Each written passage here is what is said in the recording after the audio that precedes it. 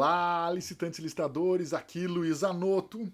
Vamos seguindo o nosso desafio, Lei de Licitações, artigo por artigo, continuando o artigo 5º. Mas antes, já deixem seu like no vídeo, verifiquem a inscrição no canal e compartilhem o conteúdo se vocês acharem interessante.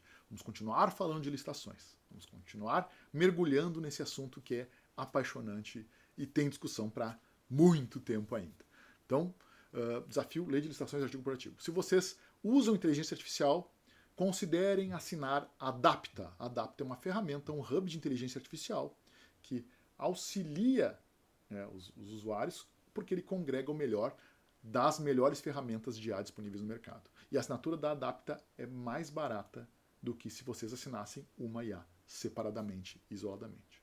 Então, vou deixar o link aqui na descrição, cliquem, Adapta, certo? Se vocês tiverem interesse em aprofundar alguns conhecimentos sobre licitações, eu fiz aqui 10 e-books sobre temas da Lei 14133. Cliquem nos links e considerem também adquirir esses e-books, que são temas interessantes, né, escritos de forma diferente, não academicista, mas com viés muito mais pragmático e moderno. Então, seguindo o nosso cronograma de artigos da Lei 14133, vamos falar agora do artigo 5º, aliás, continuar falando do artigo 5º, já vimos o quê? Já vimos 16 princípios do artigo 5º, tem mais, vamos ver aqui, 6 princípios que a gente vai conversar nesse momento. Começamos já com razoabilidade e vou pegar junto proporcionalidade. Então, justamente, o princípio da razoabilidade significa que a administração precisa ser razoável nos seus atos, não ser tão severa nem tão complacente. Precisa utilizar-se das suas decisões, suas prerrogativas, do cumprimento das normas, na medida do necessário para atingir os objetivos. E as decisões também precisam ser proporcionais, ou seja, se um fornecedor comete um ato grave, proporcionalmente ele tem que ser tratado com a gravidade que o ato merece. Agora, se o ato que o fornecedor praticou é um ato com baixa gravidade, uma conduta, uma consequência severa acaba sendo desproporcional. Então, eu vejo, às vezes, agora, especialmente com a questão de diligências, né, muitas vezes a administração exigir diligências desproporcionais a um fornecedor. Por exemplo, desconfiando de documentação apresentada de maneira exagerada, pedindo para o fornecedor fazer diligências em tempo recorde, com documentos que não são tão fáceis de serem obtidos, porque dependem de terceiros com prazo pequeno. Então, até isso é interessante. Prazos para a realização de atos em licitações podem ser desproporcionais, e isso é inadequado pela principiologia do artigo 5º. Então, a proporcionalidade tem a ver com tudo isso, com dar condições para que os atos da administração sejam proporcionais à complexidade daquilo que se espera que seja feito, dentro de um limite do razoável, que é aquilo também esperado dentro de uma utilidade, de uma necessidade, enfim. Princípio da competitividade. Não vamos esquecer que licitação é uma disputa. Se é disputa, é competição.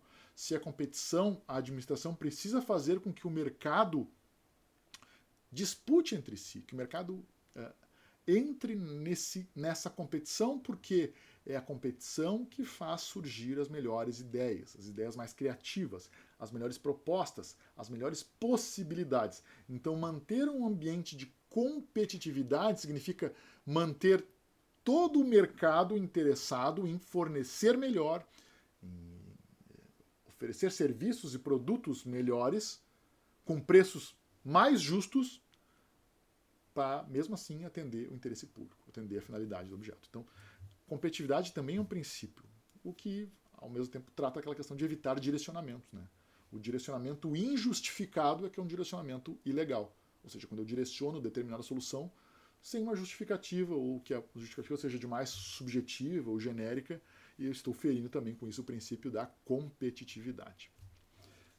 O próximo princípio vocês devem estar achando estranho. O princípio da celeridade, mas todo mundo fala que a licitação é um procedimento burocrático, mais de 300 dias para listar um processo, para terminar uma licitação, muito prazo de recurso. Não, mas a celeridade é justamente dentro da medida do possível, ou seja, não vou demorar mais uma licitação do que aquilo que está necessário, do que é necessário para aquele determinado objeto. Então eu não vou deixar, não vou acelerar determinadas ações, né? sem devido cuidado, mas também não vou deixar uma licitação parada, uma demanda não ser atendida, para depois ela se tornar, por exemplo, emergencial. Então, a ideia da celeridade é isso, tornar os atos administrativos céleres, e ao ponto de, inclusive, automatizar o que for necessário, mas para que o processo tenha uma duração razoável, que é um princípio também do processo civil, por exemplo, duração razoável do processo, que também se espera em processos licitatórios. Não faz sentido uma licitação demorar mais tempo que o prazo de execução do objeto, por exemplo. Não faz sentido mesmo. Por isso o princípio da celeridade. Princípio da economicidade conversa com outros princípios também, ou seja, eu preciso voltar para soluções que sejam economicamente viáveis para a administração. Isso vale tanto a curto prazo como a longo prazo. A curto prazo no sentido de naquela licitação em si, não só pensar em as soluções mais dispendiosas, mas também que a longo prazo sejam soluções que não comprometam financeiramente a administração. Por isso que se fala a questão do ciclo de vida do objeto, né? Pensar a longo prazo, ou seja, o fato de às vezes eu comprar um objeto hoje de maneira mais barata não significa que a manutenção dele não seja mais cara. Então é pensar nessa economicidade como um todo. Se eu, para contratar um objeto, eu vou ter mais custos transacionais ou mais custos de preparação, daqui a pouco não vale a pena fazer aquele tipo de contratação. Então a economicidade é pensar nisso, né? No bom uso dos recursos financeiros também a longo prazo. E o princípio do desenvolvimento nacional sustentável. Sustentabilidade, mais do que a questão de meio ambiente, envolve as questões de sustentabilidade social, sustentabilidade econômica e também a sustentabilidade ambiental. Então, sustentabilidade social, eu tenho que analisar se determinada obra pública não vai gerar um impacto social muito grande. Daqui a pouco estou desapropriando famílias, estou, enfim, impactando uma zona de uma cidade, uma área urbana, uma área rural, estou transformando em urbana de maneira muito abrupta, isso acaba gerando um êxodo de população, daqui a pouco estou marginalizando alguns grupos, então tudo isso é uma análise de sustentabilidade social.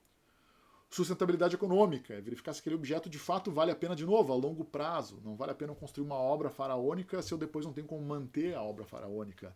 Não vale a pena eu construir estruturas ou comprar equipamentos que sejam muito modernos e eu não tenho pessoal para operá-los.